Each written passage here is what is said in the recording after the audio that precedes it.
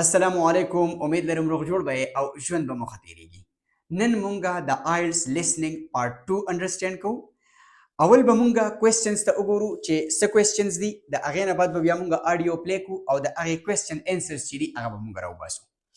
خو د دې نه اول په خپل ذهن کې دا خبره کېدی چې کله audio play شي نو لازمي نه ده چې په آډیو کې دې کم ورډز استعمالي، کوم ووکیبولري استعمالي، هغه ووکیبولري د په کوېسچنز کې هم استعمال کړي. زیاتر د ټریپ کېدو دپاره، ستاسو د غلطېدو دپاره هغوی څه چل کي، یو ورډ یې استعمال کړي او د هغې سینونیم چې کوم دی هغې بیا په کوېسچنز کې استعمال کړي. لکه د مثال په طور باندې په سپیکینګ کې یعنی په آډیو کې کو چېرې ده ووایي چې یو نیډ ټو، نو په دې کوېسچنز کې به تاسو لیکلي یو ریکوایرډ ټو. نو نیډ او ریکوایر دغه سینونیمز چې دي دغه شانتې استعمالیږي. دغه شانتې تاسو به په دې کې غلطیږئ نه چې په دې ځای کې د دا لفظ استعمال کو نو لازمي به په کوېسچن کې دا لفظ چې هغه راغلی، یا په کوېسچن کې دا لفظ راغلی دی، دا ورډ راغلی دی، نو لازمي ده چې دی به هغلته کې په سپیکینګ کې یا په آډیو کې به دغه ورډ دی وایي. دا بالکل نه ده.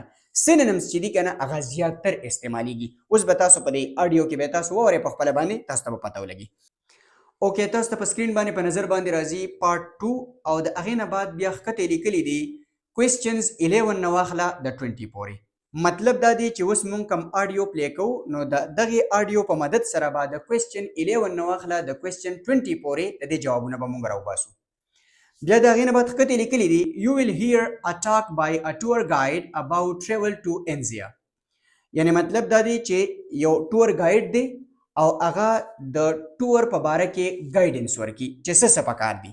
بیا د هغې نه بعد په ریډ کلر باندې ښکته لیکلي دي چې no more than 3 words and are number.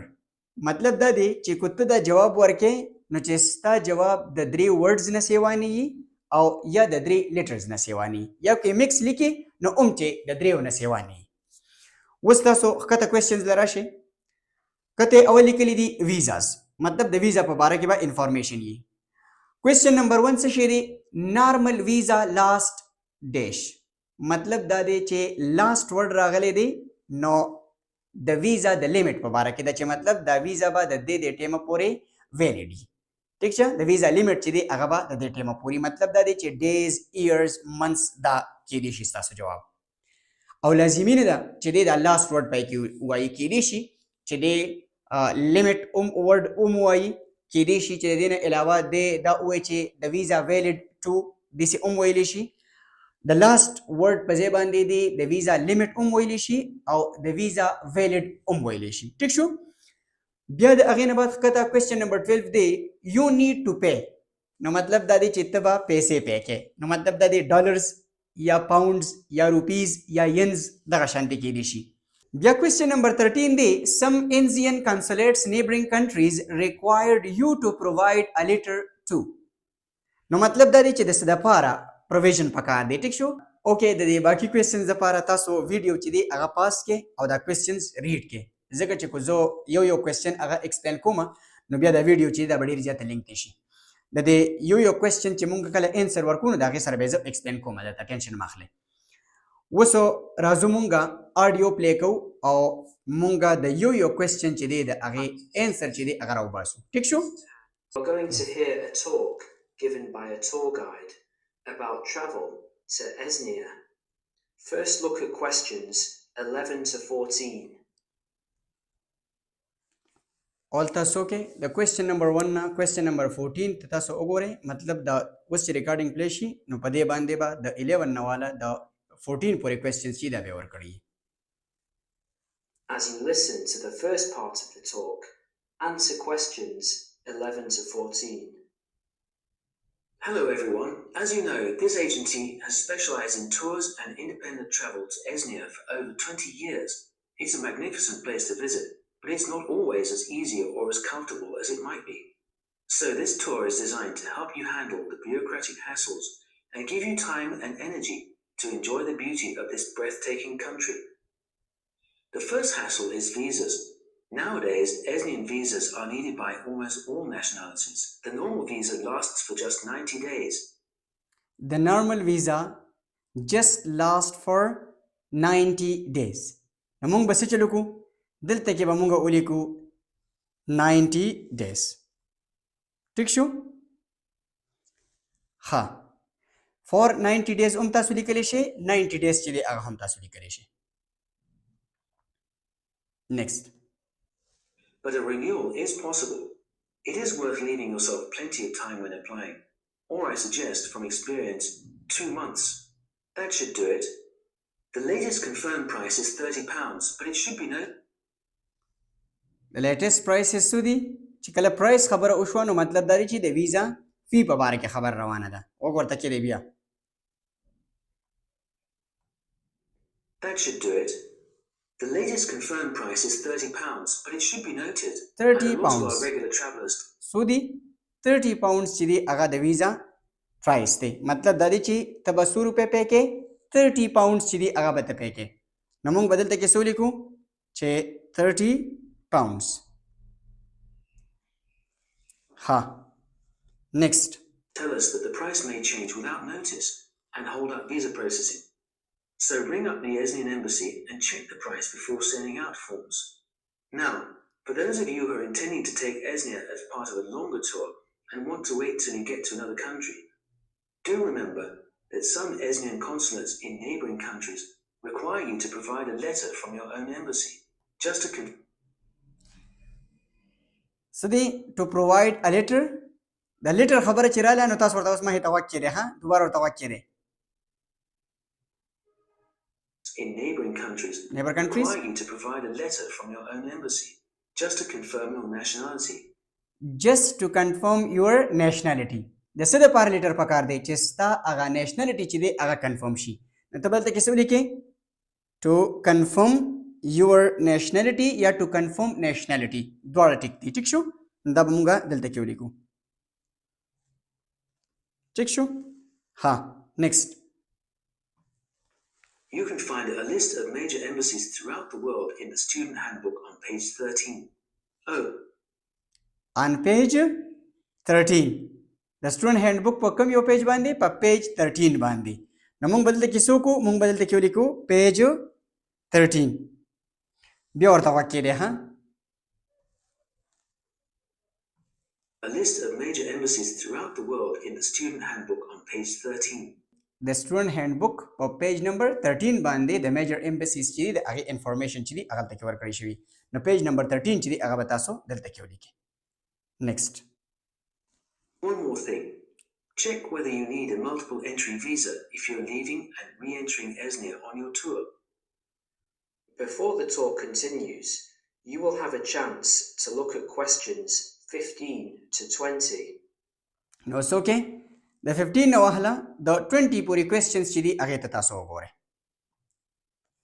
As you listen, complete the summary and answer questions 15 to 20. Now, some miscellaneous general advice. Firstly, if you're rich enough to bring in اول یې څه ووی some miscellaneous general advice نو مطلب دا دی چې اوس د دې ځای نه په اخوا باندې ستا listening چې دی هغه شروع شو over $1,000 in cash or traveler's checks to Esnia, you need to fill in the currency form. Don't fit. څه خبره وکړه چې کوجر ستا سره ډیر شي پیسې کرنسی در سره او ته هغه وړې نو د هغې نه مخکې تله څه کول پکار دي چې ته کرنسی فارم چې دی هغه فیل کړې بیا ورته وکړې دی Advice. Firstly, if you're rich enough to bring in over $1,000 in cash or traveler's checks to Esnia, you need to fill in the currency form.